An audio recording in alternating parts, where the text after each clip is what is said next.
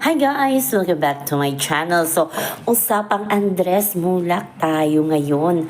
At kay Montinola, kung nakita niyong video, naging trending na trending ang dalawa kasi nga nagkasabay sila na umattend ng isang awards. Giving body na sila ang pinangarangalan bilang FAFTA Youth Icon.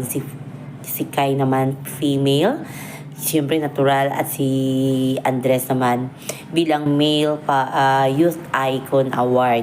So marami ang nakapuna na bagay maging love team daw itong si Andres Mulak at si Kai Montinola. At may mga nagsabi pa na inamin daw ni Andres na crush niya itong si Kai Montinola. Gaano ito katotoo?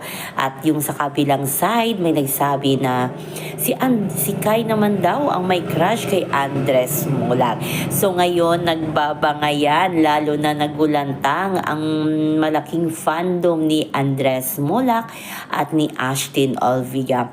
Kung maalala natin na si Andres ay yung ka-love team niya talaga. Unang sabak ni Andres sa showbiz, ang ka-love team niya talaga itong si Ashtin Olvega, na grabe din yung pag-trending ng dalawa sa kanilang serye, diba? Doon sila talaga nag-boom sa section, ano ba yun? Nakalimutan ko na guys. Basta ang cute din ni Ashtin Olvega. So ngayon, binabash si Kai ng Ashtin dahil daw hindi daw bagay si Kai kay Andres at hindi daw marunong umarte itong si Kai Montinola.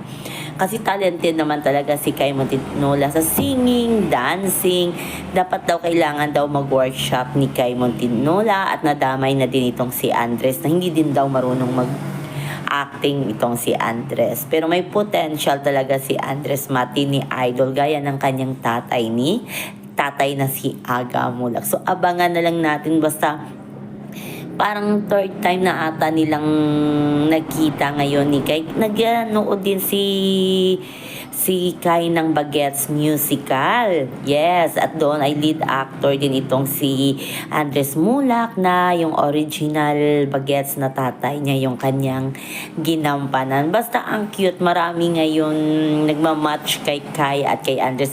Ang ganda ng kanilang conversation sa kanilang table kasi magkatabi silang dalawa sa awards night na yon, kaya marami talaga ang kinilig na may spark daw ang dalawa. So abangan lang natin, basang Ashtin hindi din papatalo, baka daw maiwan sa ere itong si Ashtin Olvega. So lang po guys ang ating update sa ngayon. Hanggang sa muli, bye bye. Always remember, wag po tayong magpaka-stress. Bye bye.